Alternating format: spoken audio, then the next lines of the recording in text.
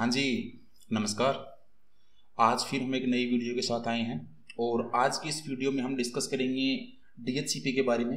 DHCP क्या होता है, DHCP कैसे काम करता है, बिहाइंड द सीन क्या होता है, IP एड्रेस को कैसे लीज पर लिया जाता है, कैसे उस IP एड्रेस को रिन्यू किया जाता है, कितनी देर के लिए वो IP एड्रेस किसी एक डिवाइस को असाइन किया जाता है, IP एड्रेस का जो बेसिक्स है वो इसमें कैसे होगा, DHCP का जो रिले एजेंट है वो कैसे काम करता है, इसके अलावा DHCP का मॉडर्न नेटवर्क में क्या रोल है, इसके अलावा सिक्योरिटी और उसको कैसे इम्प्लीमेंट किया जाता है, लाइक दैट CCNA के अंदर उसको कैसे हम इम्प्लीमेंट कर सकते हैं किसी राउटर के ऊपर, और किस तरह से किसी राउटर को हम DHCP सर्वर बना सकते हैं, किसी राउटर को हम DHCP रिले एजेंट में कन्वर्ट कर सकते हैं। ये सारी बातें हम प्रैक्टिकली और थ्योरेटिकली दोनों तरह से हम आज के इस सेशन में देखेंगे। एक वीडियो में इतना सारा कंटेंट शायद पॉसिबल ना हो, तो इस वीडियो में जितना हो सकेगा हम उतना कवर करेंगे और उसके अलावा हम नेक्स्ट सेशन के अंदर इसको कवर करने की पूरी कोशिश करेंगे कि इसको कंप्लीट कर दें। तो चलिए शुरुआत करते हैं। अभी हम चलते हैं हमारे कंप्यूटर स्क्रीन की तरफ और देखते हैं कि यहाँ पे क्या है और इस सेशन के अंदर हम क्या क्या डिस्कस करने वाले हैं। तो सबसे पहले हम बात करते हैं कि DHCP क्या है, ठीक है। जो हम भी हमारे की पॉइंट्स हैं उन की पॉइंट्स को हम इस वीडियो के अंदर देखेंगे। तो सबसे पहले जो हम इसमें डिस्कस करेंगे वो होगा हमारा व्हाट इज DHCP।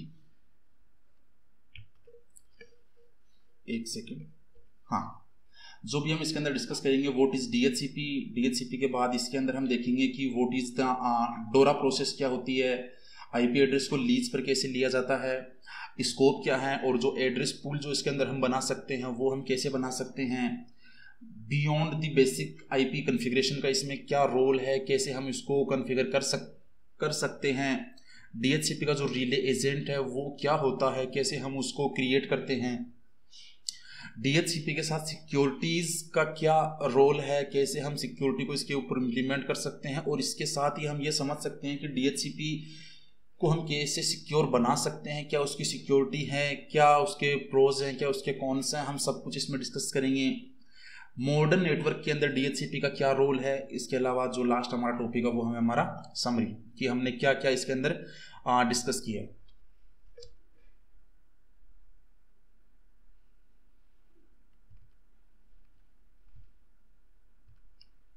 ठीक है, तो हम चलते हैं हमारी स्लाइड्स की तरफ। मेरी टेबल ज़रा थोड़ी छोटी है तो मैं अपने कीबोर्ड को ज़रा सा साइड में रख दूं, ठीक है।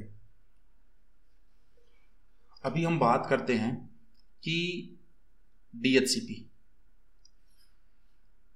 The unsung hero of network configuration, ठीक है। DHCP जो है, सबसे पहले बात करते हैं कि DHCP क्या है। तो DHCP को हम बोलते हैं dynamic host configuration protocol. Dynamic host configuration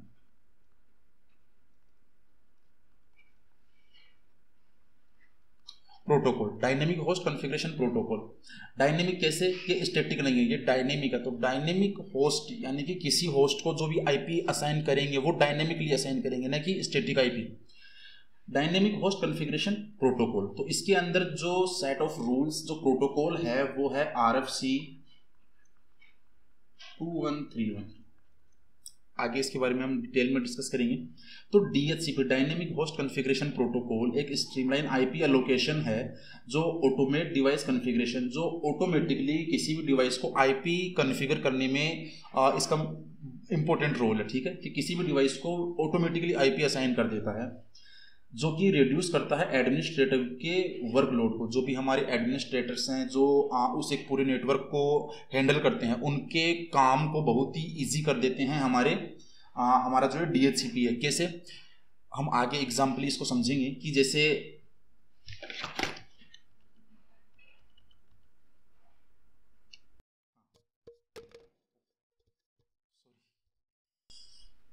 हाँ, इसके अंदर जैसे हम समझते हैं कि ये हमारा एक DHCP सर्वर है, इसको हमने DHCP सर्वर बनाया है। ये हमारे दो नेटवर्क हैं, राउटर, इसको हम R2 बोल सकते हैं, इसको R1 बोल सकते हैं। इनको हमने DHCP रिले एजेंट में कन्वर्ट कर रखा है, ठीक है।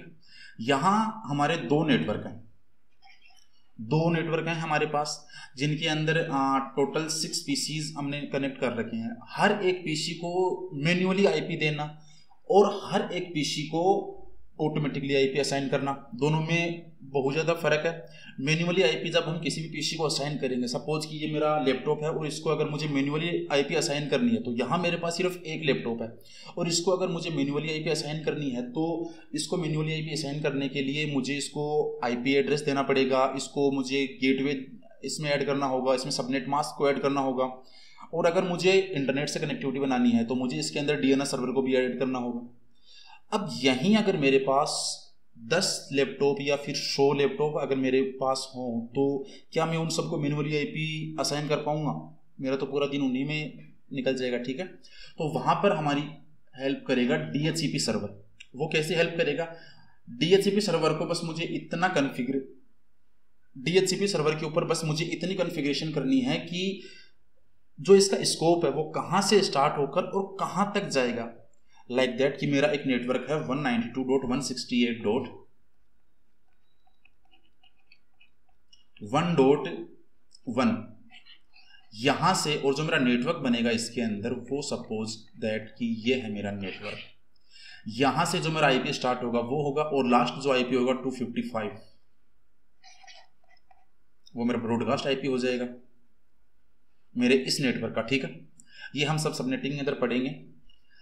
अगर आईपी एड्रेस का आपका वीडियो क्लियर नहीं है तो आप मेरा आईपी एड्रेस का वीडियो देख सकते हैं, उसमें मैंने बहुत ही डिटेल में सब कुछ समझाया है। सबनेटिंग का जो पार्ट है वो हम आगे किसी वीडियो में हम डिस्कस करेंगे।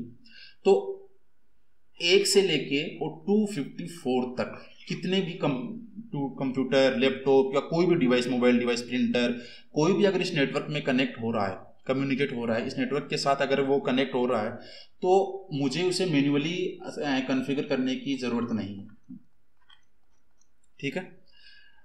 तो इस नेटवर्क के अंदर और इस नेटवर्क के अंदर, अब सपोज कि यहाँ पे मेरे पास दो नेटवर्क हैं, ये 1.0 का नेटवर्क है और ये 2.0 का नेटवर्क है। आईपी रेंज वही है 1 से लेकर 254 तक दोनों के अंदर। तो इस नेटवर्क के अंदर जितने भी डिवाइसेज हैं, एक साथ में सबको आईपी असाइन कर सकता हूं, और एक साथ में नेटवर्क 2 के जितने भी डिवाइसेज हैं उनको मैं आईपी असाइन कर सकता हूं, ठीक है। यही है हमारा आईपी एड्रेस। चलते हैं हमारी नेक्स्ट स्लाइड पे। What is DHCP? DHCP क्या है? तो DHCP जैसे मैंने आपको बताया था, डायनेमिक होस्ट कॉन्फ़िगरेशन एक प्रोटोकॉल है जो कि क्या काम करता है? ऑटोमेट आईपी असाइनमेंट का काम करता है। जितने भी डिवाइस हमारे नेटवर्क में हैं उन सबको ऑटोमेटिकली आईपी असाइन करने का काम यह करता है। DHCP automatically assign IP address to network devices. एक नेटवर्क में जितने भी डिवाइसेस हैं उन सबको आईपी असाइन करने का काम करता है। यह क्लाइंट सर्वर मॉडल की तरह काम करता है। यह क्लाइंट सर्वर मॉडल की तरह कैसे काम करता है?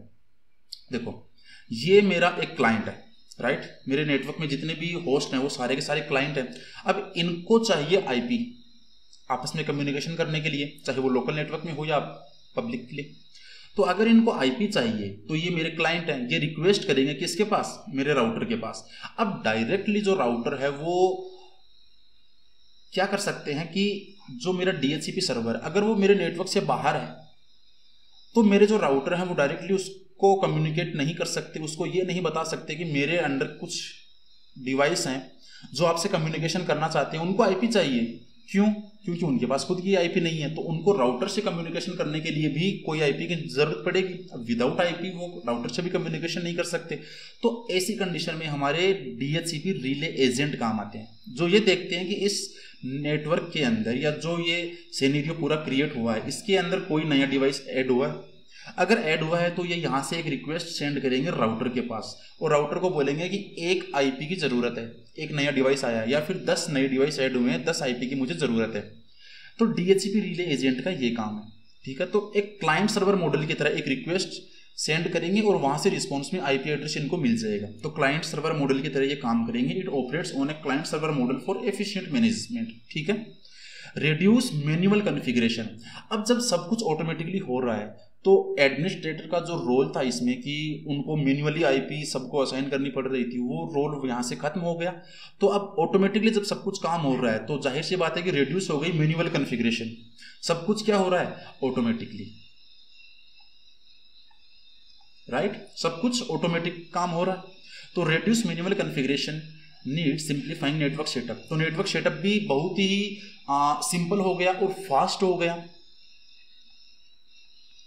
हो गया, और जीरो गलती हम या फिर जीरो मिस्टेक हम इनको बोल सकते हैं, जीरो मिस्टेक, ठीक है। फास्ट हो गया, जीरो मिस्टेक हो गया, रिलायबल हो गया और ऑटोमेटिक हो गया। डिफाइंड इन आरएफसी 2131, ये एक प्रोटोकॉल है 2131 जिसके अंदर ये एक सेट ऑफ रूल्स है कि किस तरह से ये जो हमारा डीएचसीपी सर्वर है वो किसी भी डिवाइस को आईपी असाइन करेगा, उसका subnet mask, IP subnet mask, जो उसका डिफॉल्ट गेटवे जिसको हम बोलते हैं डिफॉल्ट गेटवे, डीएनएस सर्वर, जो कुछ भी इंपॉर्टेंट सेटिंग्स होंगी हमारी, जितने भी इंपॉर्टेंट सेटिंग्स होंगी, ये सब कुछ एक एफिशिएंट मैनर के अंदर जो सर्वर होगा हमारा वो जितने भी हमारे क्लाइंट होंगे उन सबको प्रोवाइड करवाएगा, ठीक है, उन सबको प्रोवाइड करवाएगा। यही सेट ऑफ रूल्स इसके अंदर डिफाइन किए हुए हैं, किसमें, आरएफसी 2131 के अंदर।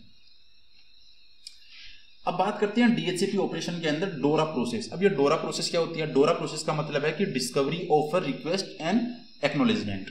तो डिस्कवरी क्या है, ऑफर क्या है, रिक्वेस्ट क्या है और एक्नॉलेज क्या है, ठीक है। तो इसकी हम बात करते हैं कि डिस्कवर सबसे पहले क्या करेगा कि जो हमारा क्लाइंट होगा किसी भी नेटवर्क के अंदर, जो क्लाइंट होगा जिसको आईपी एड्रेस की रिक्वायरमेंट होगी वो डिस्कवर करेगा कि इस नेटवर्क के अंदर या तो मुझे कोई मैन्युअली आईपी असाइन करो, और अगर मैनुअल आईपी असाइन नहीं कर रहे हो तो वो क्या करेगा कि वो डिस्कवर करेगा उस नेटवर्क के अंदर कि कहीं कोई डीएचसीपी सर्वर बनाया हुआ है, इसके अंदर कोई डीएचसीपी सर्वर मिल जाए जो मुझे आईपी प्रोवाइड करे। तो सबसे पहले ये क्या करेगा, डिस्कवर करेगा और एक रिक्वेस्ट करेगा, एक मैसेज जो करेगा उसको ये ब्रॉडकास्ट करेगा कि इस नेटवर्क के अंदर कोई डीएचसीपी सर्वर है क्या। सेकेंड, ऑफर क्या होगा, जो हमारा डीएचसीपी सर्वर होगा वो फिर से एक रिस्पॉन्स करेगा। यहाँ पे क्या हो गई, रिक्वेस्ट हो गई और यहाँ पे रिस्पॉन्स आ गया। अब रिस्पॉन्स में क्या आया, रिस्पॉन्स के अंदर एक ऑफर आया, ठीक है। ऑफर क्या है कि server propose N IP address, server पूछ रहा है कि आईपी एड्रेस किसको चाहिए, जिसको भी आईपी एड्रेस चाहिए उसके लिए मैं आईपी एड्रेस असाइन कर दूंगा, कोई दिक्कत नहीं है। तो इसने क्या किया, रिक्वेस्ट की, client accept the offer, client ने उस ऑफर को एक्सेप्ट किया कि मुझे रिक्वेस्ट चाहिए, और इसने फिर से एक रिक्वेस्ट सेंड की कि मुझे ये आईपी जो आपने मुझे ऑफर की है, जो आईपी आपने मुझे ऑफर की है, ये आईपी मुझे चाहिए, ठीक है। जो आईपी आपने ऑफर की है वो आईपी मुझे चाहिए, लेकिन एक बात कि इस आईपी को आप चेक कर लो नेटवर्क के अंदर किसी और के पास तो ये नहीं है। तो यहां पे फिर से एक ब्रॉडकास्ट मैसेज होगा जो ये चेक करेगा कि जो आईपी मुझे मिली है वो डुप्लीकेट तो नहीं है, किसी और के पास तो पहले से असाइन की भी नहीं है। वहां से सर्वर उसको चेक करेगा और फिर से एक एक्नॉलेजमेंट सेंड करेगा जो यूनिकास्ट होगा, और इसके अंदर साफ साफ ये क्लियर किया हुआ होगा कि जो आईपी आपको मिली है वो यूनिक आईपी है। क्योंकि अगर सेम आईपी हो जाएगी तो कोलिजन होने के चांसेस, तो नेटवर्क के अंदर कोलिजन हो जाएगा, जो हमारा ट्रैफिक होगा वो उस कोलिजन के अंदर बढ़ जाएगा और हमारा नेटवर्क जो है वो डाउन होने के चांसेस रहेंगे। फिर कोई और जो हमारा सर्वर होगा या क्लाइंट होगा वो आपस में कम्युनिकेशन नहीं कर पाएंगे। तो सर्वर कंफर्म करेगा उस असाइनमेंट को उस एक्नॉलेजमेंट के थ्रू। द डोरा प्रोसेस जो है वो इंश्योर करती है a smooth IP configuration process. तो डोरा प्रोसेस जो है वो ये इंश्योर करती है कि जो आईपी कॉन्फ़िगरेशन की जो प्रोसेस है वो स्मूथली सबको इक्वली यूनिकली सबको आईपी असाइन होती रहे, डायनेमिकली, ऑटोमेटिकली, ठीक है। आईपी एड्रेस लीज, जो कि हमने हमारे इसमें देखा था कि आईपी एड्रेस लीज का जो हमारा टॉपिक था कि कैसे हम आईपी एड्रेस को लीज पे देंगे और वापस उस आईपी को हम उससे ले लेंगे। स्पेसिफिक ड्यूरेशन, अब इसका क्या मतलब है, जैसे कि हमारा सर्वर है उसने ओके इन सबको मैं एक बार के लिए हटा देता हूं।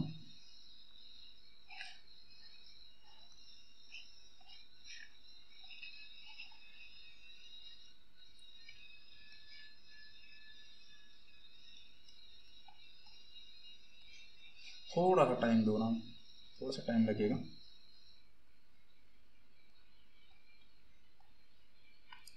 नेक्स्ट टाइम से ध्यान रखेंगे कि एक नहीं कम से कम 3-4 सिनेरियो हम आपके लिए बना के रखें, ताकि ये जो टाइम लग रहा है ये ना लगे। ठीक है, अब बात करें हम स्पेसिफिक ड्यूरेशन की, तो स्पेसिफिक ड्यूरेशन का मतलब क्या है कि ये एक डिवाइस है मेरा, इस डिवाइस को मैंने आईपी असाइन की, इस डिवाइस को मुझे आईपी असाइन करनी है। इस डिवाइस को जब मुझे आईपी असाइन करनी है तो इसको मैं परमानेंट आईपी नहीं दे सकता, इसको मैं आईपी दूंगा किसी एक स्पेसिफिक टाइम ड्यूरेशन के अंदर, 4 आवर्स, 8 आवर्स, 12 आवर्स, या फिर 24 आवर्स, या फिर 48 आवर्स, 7 डेज, इस तरह की रेंज में मैं इसको आईपी दूंगा। और सपोज कि मैंने इसको जो आईपी असाइन की है, वो आईपी मैंने इसको असाइन की है 24 आवर्स के लिए। ठीक है, 24 आवर्स के बाद में इस डिवाइस से की जो भी आईपी है, सपोज कि इसकी आईपी है 192.168.1.10। अब ये जो आईपी मैंने इस डिवाइस को असाइन कर रखी है, ये आईपी 24 आवर्स के बाद में चेंज हो जाएगी। हो सकता है इसकी जगह 9 हो जाए, या हो सकता है इसकी जगह 90 हो जाए, कुछ भी हो सकता है 254 की रेंज में 1 से लेके। ठीक है, तो ये आईपी 24 आवर्स की रेंज में रिन्यू हो जाएगी, एक स्पेसिफिक ड्यूरेशन। लेकिन कमाल की चीज़ यहाँ पे ये है कि जैसे ही इसका जो टाइम है वो 50% हो जाएगा, यानी कि 24 का 50% 12 आवर्स जैसे ही हो जाएंगे, तो ये डिवाइस जो है ये एक रिक्वेस्ट सेंड करेगा सर्वर के पास कि मेरी आईपी जो है वो रिन्यू कर दो। ये चीज़ इसके अंदर स्टार्ट हो जाएगी 12 आवर्स के बाद में कि मेरे लिए नई आईपी असाइन कर दो, क्योंकि 50% टाइम और कंप्लीट होने के बाद में मुझे एक नया आईपी एड्रेस चाहिए होगा। ठीक है, तो ये हो गया हमारा specific time duration. IP address are leased for a set time period, वो किसी भी टाइम पीरियड में हो सकता है। Renewable, lease can be renew to maintain connectivity. जैसे ही हमने किसी डिवाइस को आईपी लीज पे दी और उससे हमने आईपी वापस ले ली, तो वो रिन्यू होकर हम किसी और डिवाइस को वो आईपी असाइन कर देंगे, जिससे क्या होगा, कनेक्टिविटी जो है वो हमारी मेंटेन रहेगी। नेटवर्क नीड्स, तो नेटवर्क में इसकी जरूरत क्यों पड़ी, तो लीज टाइम जो है varies based on network requirement. किसी भी नेटवर्क की रिक्वायरमेंट के हिसाब से हम किसी भी डिवाइस को जो आईपी असाइन करेंगे वो डिपेंड करेगा कि उस नेटवर्क के अंदर इस आईपी की रिक्वायरमेंट कितनी देर के लिए है, कितनी देर के बाद हम इस डिवाइस की जो आईपी इसको हम चेंज कर सकते हैं। सपोज दैट कि हमारी कंपनी के अंदर 2 टीम हैं, एक हमारी आईटी सेक्टर की, आईटी फील्ड की टीम है, दूसरी हमारी टेस्टर टीम है। आईटी में जो हमारा डेवलपर है वो है, और एक हमारा टेस्टर है। अब टेस्टर की जो शिफ्ट होती है वो 6 आवर्स की होती है, तो हर एक टेस्टर को जो मैं आईपी असाइन करूंगा वो 6 आवर्स की होगी। 6 आवर्स के बाद में जैसे ही उनकी शिफ्ट चेंज होगी तो उनकी आईपी एड्रेस भी चेंज हो जाएगी। Lease time range from hours to weeks, hours कुछ घंटों से लेकर वीक्स तक हो सकती है। ऑप्टिमाइजिंग रिसोर्स यूज, जितनी भी उनको जरूरत होगी। DHCP scopes and address pools, अब ये क्या चीज होती है, तो बात करते हैं हम स्कोप डेफिनेशन की। तो scope is the range of IP address available for assignment. जैसे मैंने आपको पहले ही बताया था कि 1 से 254 डिवाइस हम कनेक्ट कर रहे हैं किसी भी नेटवर्क के अंदर, तो ये इसका एक स्कोप हो गया। तो इसकी जो फर्स्ट आईपी होगी 1.0 वो हो जाएगी हमारी नेटवर्क के लिए, राइट, और जो 1.255 जो होगी वो हो जाएगी हमारी ब्रॉडकास्ट के लिए। तो बचा क्या, 1 से लेकर 254 तक, ये किसके लिए हो जाएगी, ये हो जाएगी हमारी होस्ट के लिए। ये वो आईपी होगी जो हम हमारे होस्ट को असाइन करवाएंगे। एक्सक्लूसिव क्या है, एक्सक्लूसिव, अब सपोज कि मुझे जो मेरा स्कोप है वो 1 से 254 है, और मेरे मैनेजर ने हमें और हमारे मैनेजर ने हमें यह कहा है कि आप 100 से लेके और 120 तक की रेंज की जो भी आईपी हैं, जो 20 आईपीज हैं, वो आप किसी भी होस्ट को या फिर ये कह सकते हैं कि किसी भी क्लाइंट को आप एक्सेस नहीं, असाइन नहीं कर सकते। इन आईपीज को आप स्टोर करके रखो, किसके लिए, प्रिंटर्स के लिए। तो जो ये 20 आईपीज हैं ये मैं किसी भी क्लाइंट को असाइन नहीं कर सकता।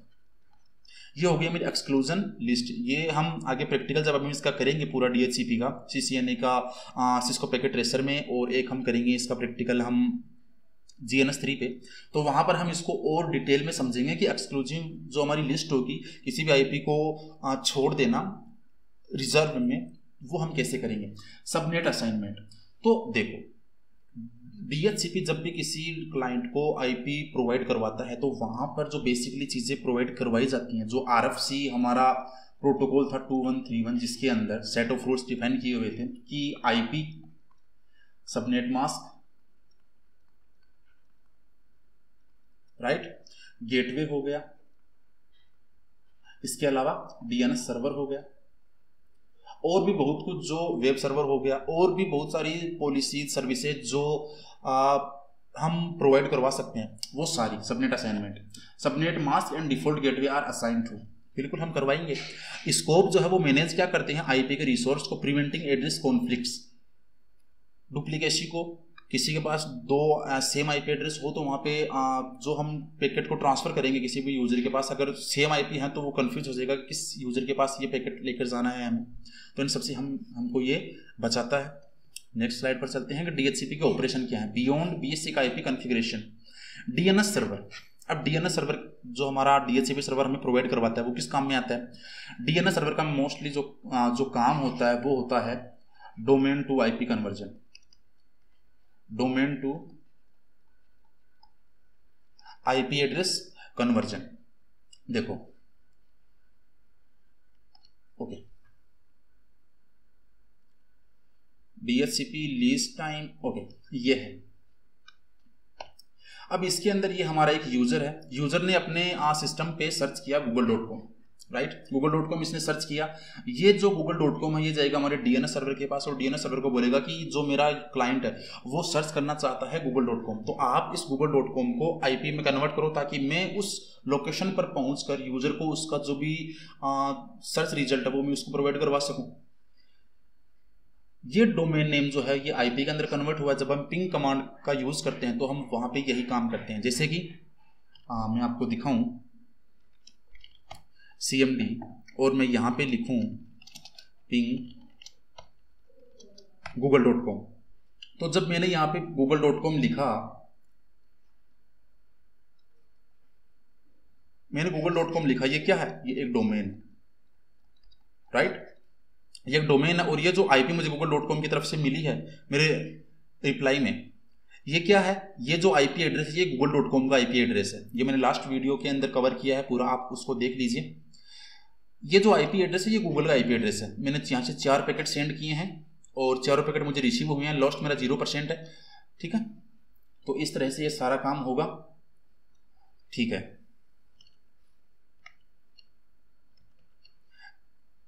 इसी के साथ ये हमारा डीएनएस सर्वर जो हमारा आईपी एड्रेस, जो हमारा डीएचसीपी हमारे क्लाइंट को प्रोवाइड करवाएगा। एनटीपी सर्वर ये किस काम में आएगा? ये आएगा हमारी लीज टाइम के लिए। कैसे? एक डीएचसीपी सर्वर है, सपोज कि ये एक डीएचसीपी सर्वर है, इस डीएचसीपी सर्वर ने मेरे इस कंप्यूटर को आईपी असाइन किया फॉर 24 आवर्स। अब जब तक इन दोनों का टाइम अगर सेम नहीं होगा तो इसे कैसे पता चलेगा कि 24 आवर्स हो गए और इसे कैसे पता चलेगा कि 24 आवर्स हो गए? तो दोनों का जो टाइम है वो सिंक्रोनाइज होगा, सिंक होगा, और उसके बाद दोनों का जो आईपी एड्रेस का जो भी सिस्टम है पूरा डायनेमिकली जो आईपी होगा वो इसको असाइन होगा कि टाइम स्टार्ट हो चुका है, 24 आवर्स के बाद में आपकी जो आईपी है वो वापस ले ली जाएगी और आपको अगर और आईपी चाहिए तो हम उसको रिन्यू कर देंगे।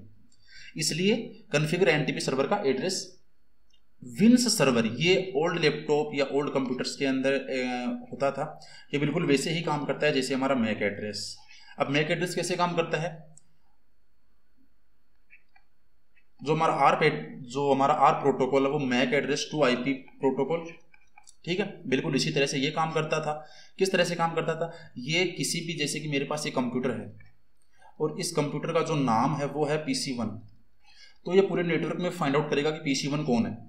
इस तरह से अगर मेरे सिस्टम में 10 पीसी है, मेरे नेटवर्क में 10 पीसी हैं और सबका नाम PC1, PC2, PC3, PC4 इस तरह से है, तो ये सबको उनके नाम से वेरीफाई करेगा, उनको उनके नाम से फाइंड आउट करेगा एक नेटवर्क में। Custom option support specialized network applications, इसके अंदर बहुत सारे कस्टम ऑप्शंस ये सपोर्ट करता है। इनको हम आगे और ब्रीफ में डिस्कस करेंगे जब हम इसका प्रैक्टिकल करेंगे।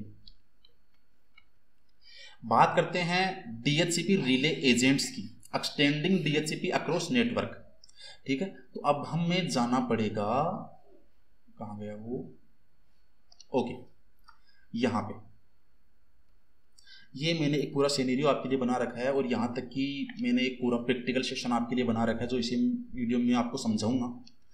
तो मेरे पास 3 राउटर हैं, राउटर 1, राउटर 2, राउटर 3, और तीनों को मैंने रिले एजेंट बना रखा है। हर राउटर 1 का जो नेटवर्क है उसके अंदर मैंने 3 पीसी कनेक्ट कर रखे हैं, और राउटर 3 के अंदर मैंने एक नेटवर्क बना रखा है जिसमें मैंने 3 पीसी कनेक्ट कर रखे हैं। अब ये तीनों पीसी जो राउटर हैं वो आपस में कम्युनिकेशन कर सकते हैं। इनके ऊपर मैंने रिप वर्जन एक्टिवेट कर रखा है, रिप वर्जन 2। तो मैं यहाँ लिख देता हूँ, यहाँ पे कौन सा है,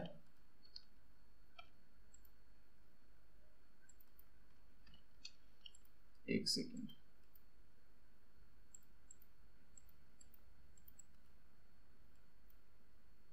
ये क्या हो गया,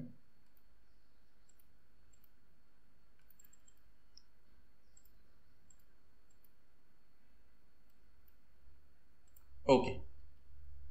तो यहाँ पे मैंने एक्टिवेट कर रखा है रिप वर्जन 2। ये मैंने राउटिंग इस पे इंप्लीमेंट कर रखी है। तो बात करें यहाँ पे कि ये तीनों जो मेरे राउटर हैं, ये तीनों जो भी मेरे राउटर हैं, तो मेरा जो राउटर 1 और राउटर 3 है राउटर 2 से कनेक्ट है, राउटर 2 का कोई भी नेटवर्क नहीं है। तो राउटर 2 जो है वो कनेक्ट है DHCP सर्वर के साथ, DNS सर्वर के साथ और वेब सर्वर के साथ, ठीक है। तो ये जो मेरे रिले एजेंट है ये यहाँ से मैसेज ट्रांसफर करेंगे इसके पास, ये रिले एजेंट ट्रांसफर करेगा उस रिक्वेस्ट को, उस मैसेज को DHCP सर्वर के पास कि इस नेटवर्क के अंदर 3 पीसी हैं और तीनों को इस नेटवर्क के हिसाब से आप IP असाइन कर दो। तो इस तरह से हमारा रिले एजेंट काम करता है। ये मैंने आपको फर्स्ट में ही समझा दिया था। तो ये फॉरवर्ड करते हैं रिक्वेस्ट को, रिले एजेंट जो है फॉरवर्ड करते हैं DHCP रिक्वेस्ट को DHCP सर्वर के पास। सेंट्रलाइज्ड मैनेजमेंट, तो एक सर्वर हो गया हमारा DHCP का। तो इसके लिए हमें हर नेटवर्क में बहुत सारे DHCP सर्वर बनाने की रिक्वायरमेंट भी नहीं हुई। एक DHCP सर्वर ने पूरे के पूरे नेटवर्क को एक्सेस कर लिया, उसको पूरे नेटवर्क को मैनेज कर लिया। अब यहाँ पर हो सकता है 10 नेटवर्क हो, 50 नेटवर्क हो या 1000 नेटवर्क हो, तो एक DHCP सर्वर ने उन सबको मैनेज कर लिया। इनेबल सेंट्रलाइज सर्वर मैनेजमेंट, ये नेटवर्क लेयर। अब IP एड्रेस की अगर बात हो रही है तो जाहिर सी बात है कि IP एड्रेस की बात हो रही है तो नेटवर्क लेयर जो OSI मॉडल की 3rd लेयर है। और OSI मॉडल को बहुत ही अच्छे तरीके से मैंने अपने पिछले वीडियो में समझा रखा है, आप उसको जरूर एक बार देखिएगा। रिले एजेंट जो है वो हेल्प करते हैं एक बहुत बड़े नेटवर्क को मैनेज करने में, एक बहुत ही कॉम्प्लेक्स नेटवर्क को मैनेज करने में एफिशिएंटली तरीके से। बात करते हैं DHCP सिक्योरिटी कंसिडरेशंस की। तो DHCP के अंदर सिक्योरिटी को कैसे हम इंप्लीमेंट कर सकते हैं, कैसे उस सिक्योरिटी को हम और स्ट्रॉन्ग कर सकते हैं और कैसे उस सिक्योरिटी को ब्रेक किया जा सकता है, ये सारी चीज़ें हम इसके अंदर देखेंगे। तो स्पूफिंग, स्टारवेशन और स्नूपिंग, ठीक है, ये दोनों अटैक हैं और ये डिफेंस है। स्पूफिंग अटैक कैसे है, शायद आपने IP स्पूफिंग का नाम सुना होगा, मैक स्पूफिंग का नाम सुना होगा। उसी तरह से DHCP के ऊपर भी स्पूफिंग होती है। बिल्कुल उसी तरह से एक नया DHCP सर्वर क्रिएट कर लिया जाता है जो कि फेक होता है, और इसकी जो रिस्पॉन्स की जो कैपेबिलिटी है, इसकी जो रिस्पॉन्स की टाइमिंग है, ये ओरिजिनल DHCP सर्वर से बहुत फास्ट होती है। प्रिवेंट अनऑथोराइज्ड सर्वर, स्पूफिंग जो है वो प्रिवेंट करती है अनऑथोराइज्ड सर्वर को, ये रोकती है, ठीक है। ये काम कौन करेगा, हमारा स्नूपिंग करेगा। तो स्पूफिंग का मतलब है कि DHCP सर्वर के जैसा हूबहू एक फेक DHCP सर्वर को हमने क्रिएट कर लिया। स्टारवेशन क्या होता है, स्टारवेशन होता है कि हमारे नेटवर्क में 50 होस्ट हैं या फिर 50 क्लाइंट है हमारे नेटवर्क में, हमने 1 से लेकर 50 तक IP उनको असाइन कर दी है। उसके अलावा 51 से 254 तक की सारी IP क्या है, हमारी फ्री है। स्टारवेशन के अंदर एक अटैकर क्या कर सकता है, इन सारी IPs को अवेलेबल शो करवा सकता है, उनको अवेलेबल शो करवा सकता है कि सारी IP क्या है, अवेलेबल। इससे क्या हो जाएगा, जब भी कोई लेजिटिमेट यूजर, अब हमारे नेटवर्क के अंदर हमारी कंपनी का कोई लेजिटिमेट यूजर जब इससे कनेक्ट होगा तो वो कनेक्ट कर ही नहीं पाएगा, ठीक है। तो इस चीज़ को रोकने के लिए हम स्नूपिंग का यूज़ करते हैं। स्नूपिंग क्या करती है, स्पूफिंग को रोकती है, स्टारवेशन को रोकती है। ये इंप्लीमेंट की जाती है DHCP सर्वर के ऊपर। एक टेक्निक है पूरी, mitigation involve snooping and port security. तो इसके थ्रू हम क्या कर सकते हैं, इसके थ्रू हम क्या कर सकते हैं, स्नूपिंग और पोर्ट सिक्योरिटी को इंप्लीमेंट कर सकते हैं, ठीक है। अब बात करते हैं कि DHCP की जो मॉडर्न नेटवर्क में इसकी क्या भूमिका है, क्या इसका रोल है। तो वाईफाई नेटवर्क के अंदर जो हमारे घर में जितने भी हमारे ब्रॉडबैंड आते हैं उनके अंदर DHCP इनेबल होता है। क्या ऐसा हुआ है कभी कि जो ISP हैं हमारे, या फिर जो हमारे ब्रॉडबैंड घर पे कनेक्शन प्रोवाइड करवाते हैं, वो हर एक डिवाइस के अंदर मैन्युअली IP असाइन करके जाते हैं? वो सिर्फ राउटर को कॉन्फ़िगर करते हैं, उससे हमें जो IPs मिलती है वही हमें मिलती है। जैसे कि अगर मैं अपने PC की IP आपको दिखाऊं, तो इसके अंदर जो मेरे PC को जो IP मिली है वो मिली है IPv4 192.168.1.9। इसी तरह अगर मैं अपने इस लैपटॉप की बात करूं जिसके अंदर मेरा पेरेंट सिक्योरिटी OS इंस्टॉल है, तो इसकी अगर मैं आपको बात करूं कि इसकी जो IP है, क्या वो भी DHCP के थ्रू ही मुझे मिली है? बिल्कुल, वो भी मुझे DHCP के थ्रू ही मिली है। तो अगर मैं यहाँ पे SSH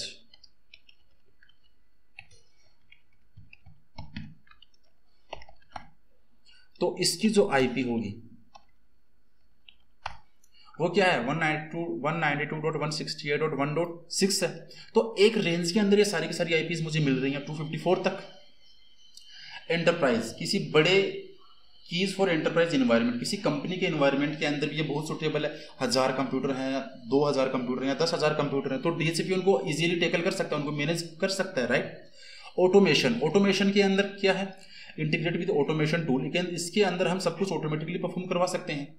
क्लाउड, तो क्लाउड के अंदर क्या है, जैसे कि हमारा AWS है, तो AWS जो है हमारा, क्या वो सबको मैन्युअली IP असाइन करता है? नहीं, इसके अंदर भी DHCP का पूरा रोल है, जो हर एक क्लाइंट जो भी EC2 इंस्टेंस क्रिएट करता है उन सबको क्या करता है, मैन्युअली ऑटोमेटिकली IP असाइन कर देता है। DHCP जो है वो सपोर्ट करता है IPv4 को और IPv6 को। मैंने अपने पिछले वीडियो में पूरा डिटेल में इसको समझाया है कि IPv4 के अंदर DHCP कैसे काम करेगा, और IPv6 के अंदर हम DHCP को भी काम में ले सकते हैं, जिसका वर्जन है DHCP वर्जन 6 प्लस इसके अंदर होता है slack, stateless address auto configuration, ठीक है, जिसके अंदर हमें DHCP या सर्वर की भी रिक्वेस्ट करने, सर्वर के पास भी रिक्वेस्ट करने की हमें जरूरत ही नहीं पड़ती। जो क्लाइंट होते हैं हमारे ऑटोमेटिक IP को असाइन कर लेते हैं। इंश्योर करते हैं कि नेटवर्क की कनेक्टिविटी हमारी कैसी रहेगी। तो ऑटोमेटिक असाइनमेंट जो हमारी समरी थी, अब वो इस पर आ गए हैं हम कि DHCP के थ्रू हम ऑटोमेटिक IP को असाइन कर लेते हैं। Automatic IP assign efficiently. Network parameter, support configuration parameter कौन कौन से हो सकते हैं, जो हमारे IP, जो हमारे DNS सर्वर, जो हमारे गेटवे, इसके अलावा जो हमारे subnet mask, reliable operation, central to reliable operation perform network operation. तो एक DHCP सर्वर है जिसने बहुत सारे नेटवर्क को मैनेज कर रखा है। DHCP minimize administrative overhead effectively, जो चीज़ हमने सबसे पहले, जो बात हमने सबसे पहले डिस्कस की थी कि DHCP के आने के बाद जो हमारे एडमिनिस्ट्रेटर हैं उनका काम बहुत ही ज़्यादा ईजी हो गया है। इतनी ही थी। अब हम एक बार इसके ऊपर चलते हैं, और ये नेटवर्क अभी सिर्फ आप इसको देखो, नेक्स्ट सेशन के अंदर हम इसको पूरा बेसिक से बनाएंगे, पूरा क्रिएट करेंगे, और फिर हम इसके ऊपर ही सब कुछ इम्प्लीमेंट करेंगे। हमारा DHCP सर्वर जो मैंने यहाँ पे बना रखा है, आप देखो एक बार इसको, कि जो मेरा DHCP सर्वर है यहाँ पे ये है, जिसकी IP है 192.168.3. ये DNS सर्वर है। DHCP सर्वर ये रहा 3.2 है, DNS सर्वर की IP 3.3 है, और जो मेरा वेब सर्वर है उसकी IP 3.4 है, ठीक है। इन सबको हम कन्वर्ट करेंगे, क्रिएट करेंगे पूरा एक सिनेरियो। ये मेरा फर्स्ट नेटवर्क है, ये मेरा सेकंड नेटवर्क है, और ये थर्ड नेटवर्क के अंदर मैंने इन सबको असाइन एक्सेस कर रखा है। यहाँ पर हम कितने भी नेटवर्क बना सकते हैं, ठीक है।